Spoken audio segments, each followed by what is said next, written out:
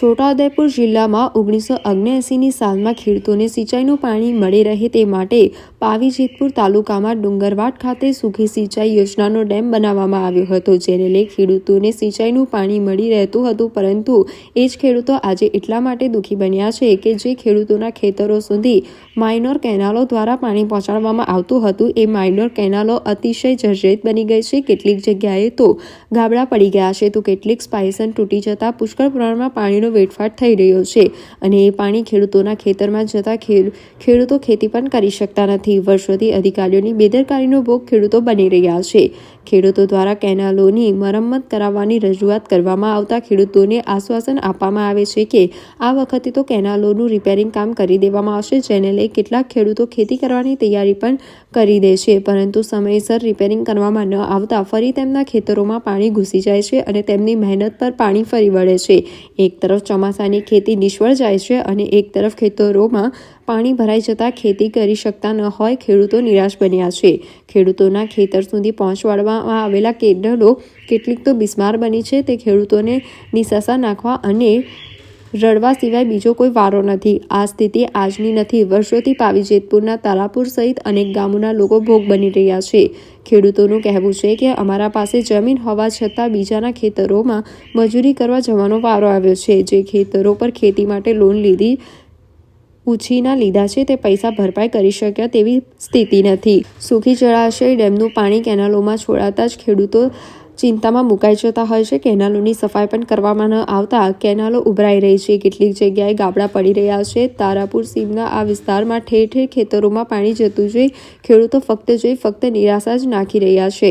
જ્યારે આ વિસ્તારના ખેડૂતો પાસેથી જાણવાની કોશિશ કરી કે પાણી આવવાનું કારણ તેમને તૂટેલ માઇનોર કેનાલો બતાવી અધિકારીઓ દ્વારા કેનાલોનું રિપેરિંગ ન કરવામાં આવ્યું હોય તો જાતે પણ કરી દે, પણ જ્યાંથી લાખો લીટરનું પાણીનું વેડફાટ થઈ રહ્યું છે ત્યાં જવું ખૂબ મુશ્કેલ છે. તે ગીત જાળીમાં છે જ્યાં માઇનોર કેનાલોના સ્પાઇશન આવેલા છે, જેમાં ગાબડું પડી જતા પાણીનો વેડફાટ થઈ રહ્યો હતો.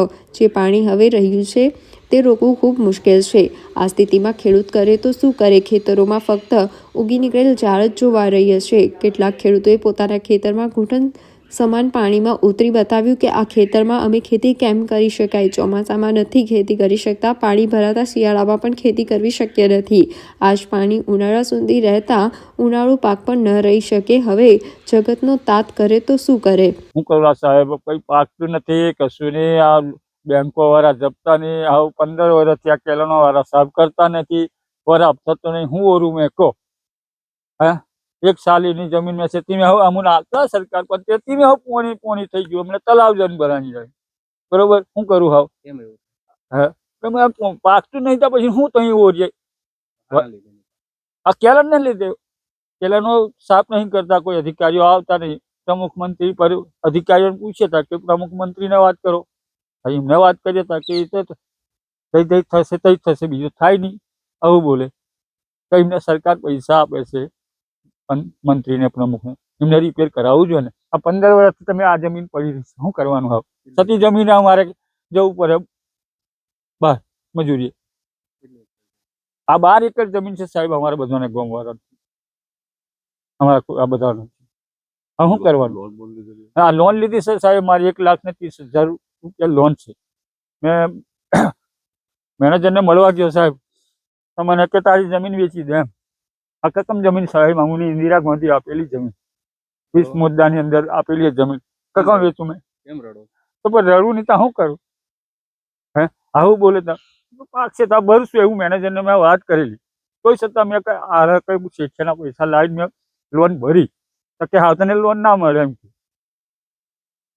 આજે 5 મહિના મેં પૈસા ભરી દીધા. કેટલા વર્ષથી? હા, આ 15 વર્ષથી સાહેબ. પરિવારનું ગુજરાન કેવી રીતે? શું કરીએ? મજૂરી કર્યા, કઈ 1-2 ઢોરો રાખીએ, એવું કંઈક રાખીએ, કમાઈ ખાય, બીજું શું કરીએ? સરકારને આ બધું આયોજન કરવું જોઈએ બધું એમ. હવે મેનેજર આવું કહેતો હોય કે તું જમીન વેચી દે તો અમારે જવું કે આ 2 એકર જમીન હોય અમારે,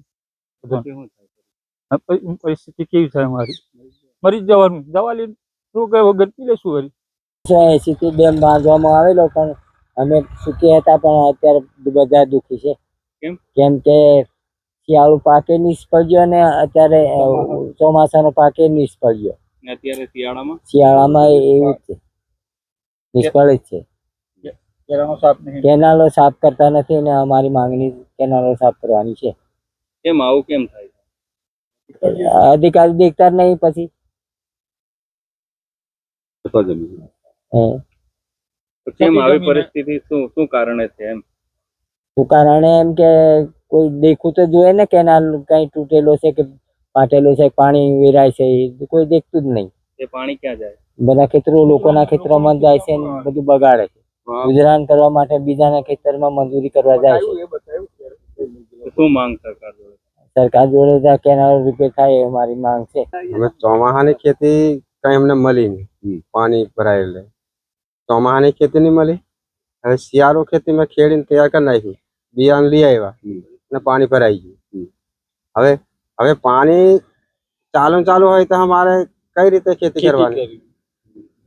કેવી રીતે પાણી આવ્યું?